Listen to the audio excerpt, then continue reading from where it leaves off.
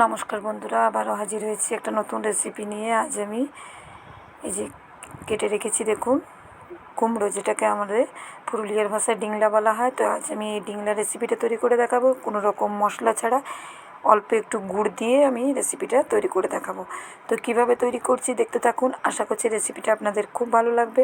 তাই রেসিপিটা প্রথম থেকে শেষ অবধি দেখার অনুরোধ রইল। পুরুলিয়ার কিন্তু এটাও একটা বিখ্যাত রান্নার মধ্যে পড়ে। তো একদম নিরামিষভাবে তৈরি করে দেখাবো, কোনো রকম মশলা ছাড়া। যাদের মশলা খাওয়া একদমই বারণ আছে তারা কিন্তু এভাবে কুমড়োটা তৈরি করে নিতে পারেন।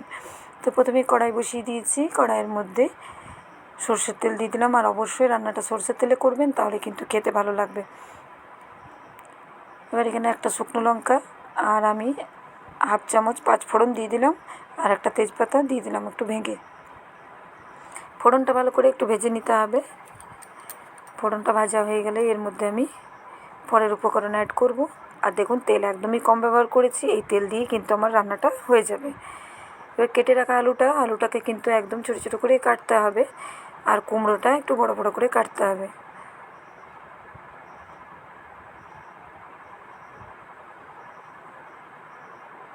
তো এর আগেও আমি আমার চ্যানেলে ডিংলার একটা ভালো রেসিপি দিয়েছিলাম।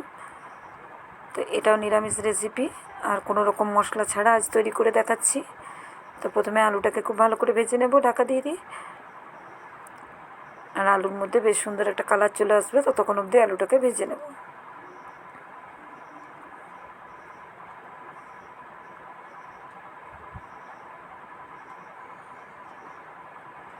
এবার কেটে রাখা ডিংলাটা দিয়ে দিলাম। আর দেখুন সাইজটা বেশ বড় বড় করে কেটে নিয়েছি, মানে আলুর মধ্যে যাতে মিশে না যায় সেই কারণে এটাকে এভাবে বড় বড় করে কেটে নিতে হবে। এই দুটোকে একসঙ্গে খুব সুন্দর করে ভেজে নেব। আর এটাকেও ঢাকা দিয়ে দিয়ে আমি ভেজে নেব, তাহলে বেশ সুন্দরভাবে দুটোই খুব সুন্দরভাবে রান্না হয়ে যাবে। আর মাঝে মধ্যে ঢাকাটা খুলে এভাবে নাড়তে থাকতে হবে।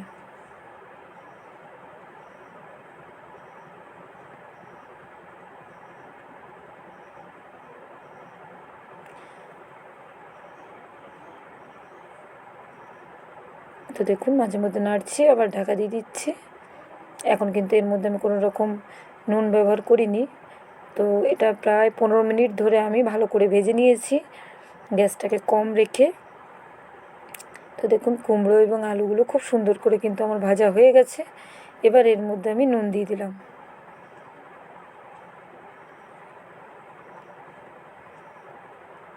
হলুদ দিয়ে দিলাম পরিমাণ মতো। যেহেতু এখানে কোনো রকম মশলা ব্যবহার করব না আমি, তাই এখানে আমি আর কোনো রকম গুঁড়ো মশলা ব্যবহার করলাম না।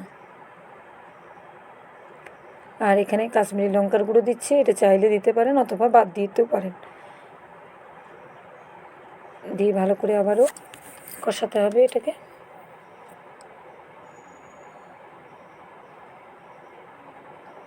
আর আমার রেসিপিগুলো ভালো লাগলে like, comment, share, channel subscribe করার অনুরোধ রইল সকলকে। যারা ফেসবুক থেকে দেখছেন অবশ্যই পেজটা ফলো করার অনুরোধ রইল।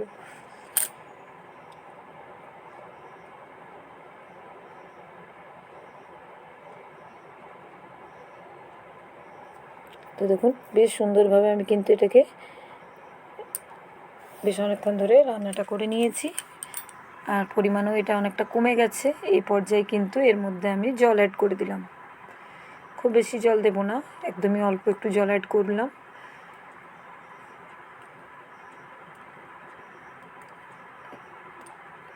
এবার এর মধ্যে দেখুন হালকা একটু ফুট ধরেছে।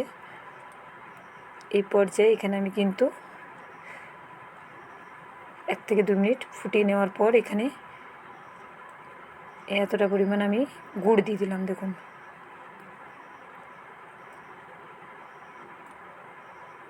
একটু মিষ্টি মিষ্টি হলে খেতে ভালো লাগবে, সেই জন্য পরিমাণ মতো এখানে গুড় দিয়ে দিলাম।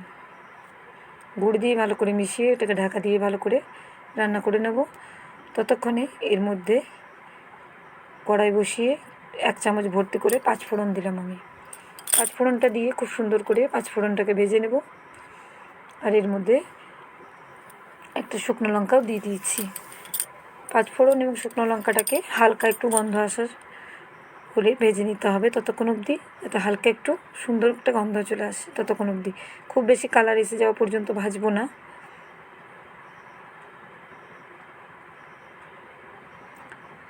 এটা আমার কিন্তু দেখুন খুব সুন্দরভাবে কিন্তু ভাজা হয়ে গেছে। আর গ্যাসটাকে কম রেখে ভাজতে হবে,